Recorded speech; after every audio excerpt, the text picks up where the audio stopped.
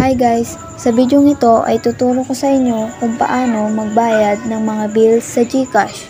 Maganda ito dahil kahit nasa bahay ka lang, pwede mo nang bayaran ng tubig, kuryente at iba pang utility at government bills sa iyong smartphone gamit ang GCash app. Nga pala, bago natin simulan, kung hindi ka pa nakakapag-subscribe sa aming YouTube channel, i-click mo na ang subscribe button at ang notification bell para lagi kang updated sa aming mga video.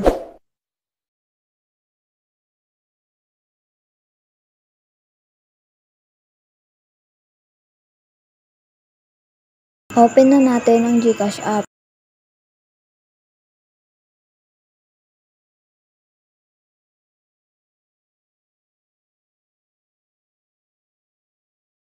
Ilagay ang PIN.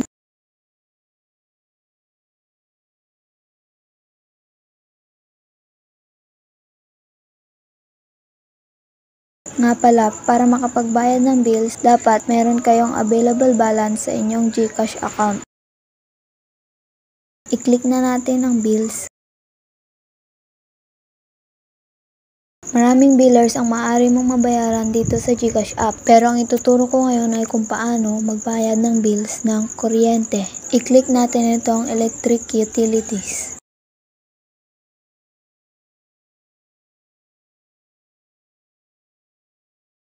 Hanapin mo dito ang biller na iyong babayaran.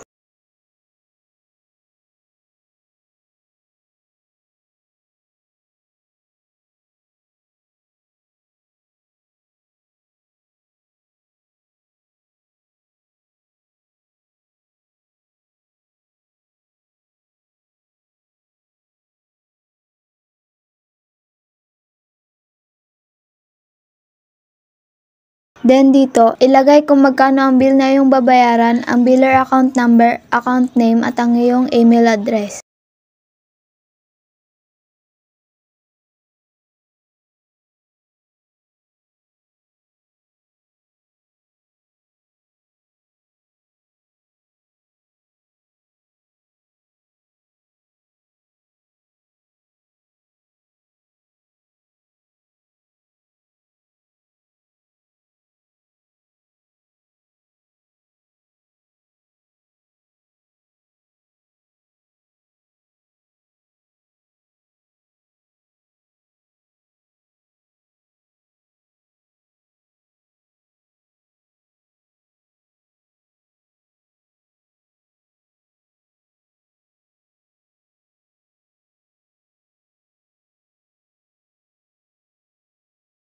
Make sure na tama ang mga details na iyong inilagay, then click confirm.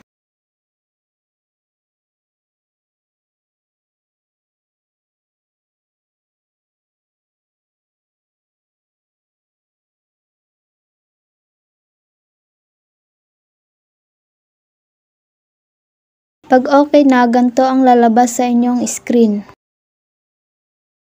Ganon lang kadali ang magbayad ng bills dito sa GCash app. Kung may gusto pa kayong malaman about dito sa GCash app, mag-like lang kayo at mag-leave ng comment sa video ito.